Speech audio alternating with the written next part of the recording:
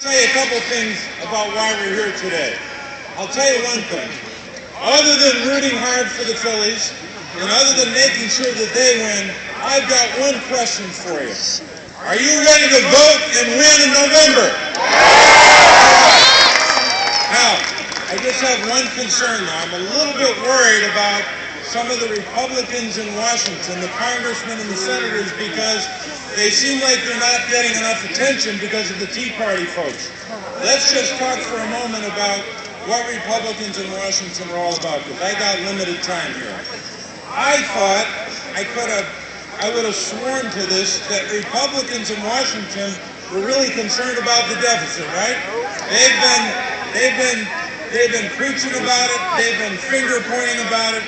But a couple of weeks ago, the leader of the Republicans in the U.S. Senate proposed a tax idea that'll double the deficit over the next 10 years. So when our neighbors say, what's the difference between the parties? The Republicans in Washington want to double the deficit. We want to get on a path to reducing the deficit. That's a big difference between us. The second issue. I thought I heard some Republican senators a couple of months ago saying, let's do something for small business.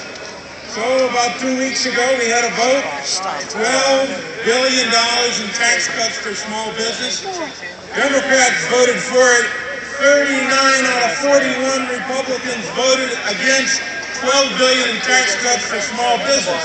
So when your neighbor says, what's the difference between the parties, what's the difference between one party and the other, you ought to tell them one party wants to reduce the deficit, the Democrats, and the other party wants to run up the deficit. They want to privatize all or part of Social Security. They want to make Medicare a voucher program, and they want to say to those who have tried to stop the shipment of jobs overseas, no, don't worry about it. Let's keep the policy in place.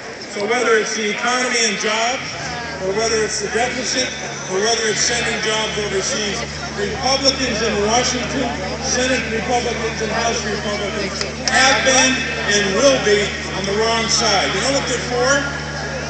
Very easy to remember. They're for about 3 words. Stop, block, and demonize. They stop what we're trying to do. They block what we're trying to do.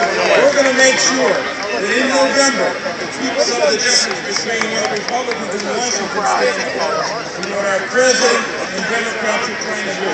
The key, though, is to get out and vote. Please get out and vote. God bless you, and go Phillies.